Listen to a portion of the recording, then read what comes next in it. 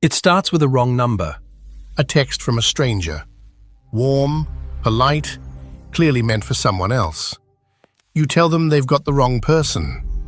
They apologize and keep talking. Weeks later, you're not strangers anymore, and not long after that, your savings are gone. Last year, this one scam took $5.8 billion from people who never saw it coming. Here's how the machine works. Your first instinct is, that would never be me. I'd spot it. Hold on to that thought, because it's the first thing the scam counts on. In 2024 alone, the FBI logged more than 41,000 reports of this one scheme and $5.8 billion in losses. And when agents reached victims mid-scam, 77% of them had no idea they were being scammed at all. These aren't careless people. They're doctors, engineers, retirees, careful, intelligent adults. Because this scam doesn't attack your wallet first. It attacks something much harder to defend. Your trust. So let's follow it, step by step. It has an ugly name. Pig butchering. The metaphor is deliberate, and it comes from the people who run it. The victim is the pig, and before the slaughter, you fatten the animal up. That's the whole strategy, in 2 words. The fattening is the relationship. Weeks, sometimes months, of attention, warmth, and trust, built before a single dollar is ever mentioned. By the time money enters the conversation, you're not dealing with a stranger. You're dealing with someone you like, maybe someone you've started to care about. That patience is what makes it work, and what makes it so different from the scam you're picturing. So it begins with no ask at all. The wrong number text, the friendly mix-up, the easy conversation that somehow keeps going. They're charming, successful, and genuinely interested in your day. For weeks, there is no pitch. That's the point. They text, "Good morning." They remember small details. They build something that feels real, because to your brain, it is real. The same chemistry, the same comfort. The scammer isn't in a hurry, because the longer they wait, the more you trust them. And the more you trust them, the more you'll eventually move. They are not selling you an investment yet. They are building the one thing that makes the investment work: a relationship. Then, casually, money appears, never as a hard sell. They mention, almost offhand, how well they're doing with a certain investment. A crypto platform, a tip from a wealthy uncle, a strategy they happen to learn. They don't ask you to join, they just let you watch them win, until you're the one asking how. That flip is everything. You're not being pressured into an opportunity, you think you discovered it, with help from someone who cares about you. By the time you put in your first small amount, it doesn't feel like a scam. It feels like a friend letting you in on something good. A platform they steer you to Looks flawless. A real-looking app, clean charts, a balance, customer support, your name on the account. You deposit a little, and it grows. The number on the screen goes up, exactly as promised. Here's the trick. None of it is real. The platform is a stage set, controlled entirely by the people running the scam. The profits are numbers they type in.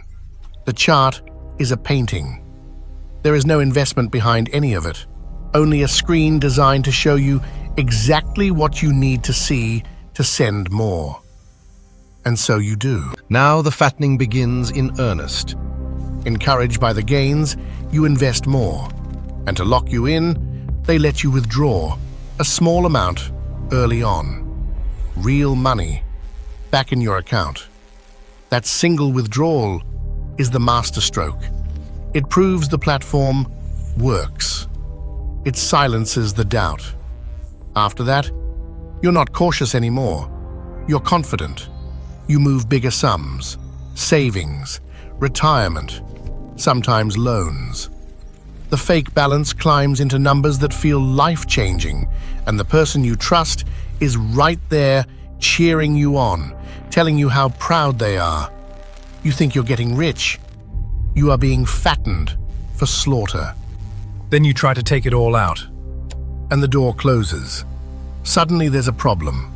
A tax that must be paid before withdrawal. A fee to unlock the account. A compliance hold that needs one more deposit to clear. Every solution costs more money. Every payment leads to another wall. This is the slaughter. Squeezing the last dollar from a victim who still half believes it's real. And then, one day, the platform is gone. The account is gone. The person you trusted stops replying. The relationship, the profits, the friend. None of it ever existed. So who's on the other end? Almost never one lonely con artist. Behind the warm texts is an industry, vast scam compounds, many in Southeast Asia, run like factories. And here's the darkest part. Many of the people sending those messages are themselves victims, trafficked, and forced to run scripts under threat. The person you fell for may have been reading from a manual, watched by a boss, with quotas to hit. The money you sent doesn't stay with them. It flows up, through crypto wallets, through launderers, to the syndicates at the top. This is organized crime at industrial scale, and you were one entry in a spreadsheet. So, why do careful people fall? Because again, it was never aimed at greed. It was aimed at trust, at loneliness, and at the simple human wish to be seen. By the time money appears, the emotional con is already complete. And then sunk cost takes over. The more you've put in, the harder it is to accept it's fake. So you send more to make it true. Remember that number. 77% didn't know they were being scammed, even while it was happening. That isn't stupidity. That's a machine built very deliberately to defeat the exact caution you're sure would save you. So, who profits? The syndicate at the top, collecting billions. The launderers who move it through crypto until it vanishes. The compound bosses who profit twice, from the victim sending money and from the trafficked worker forced to send the texts. Everyone in that chain gets paid. The victim loses savings and often something worse, the shame that keeps them silent. And the person you cared about? They were never in line for a payday at all.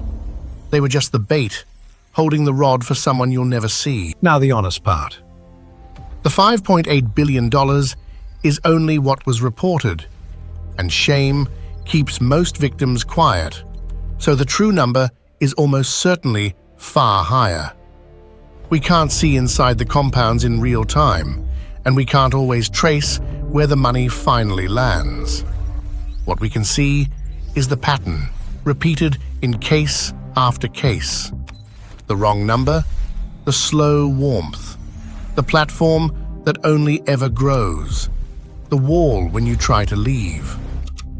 When you see that shape forming, you're not in a relationship, you're in a script. So here's the takeaway. And it could matter for someone you know. There's one rule that cuts through all of it.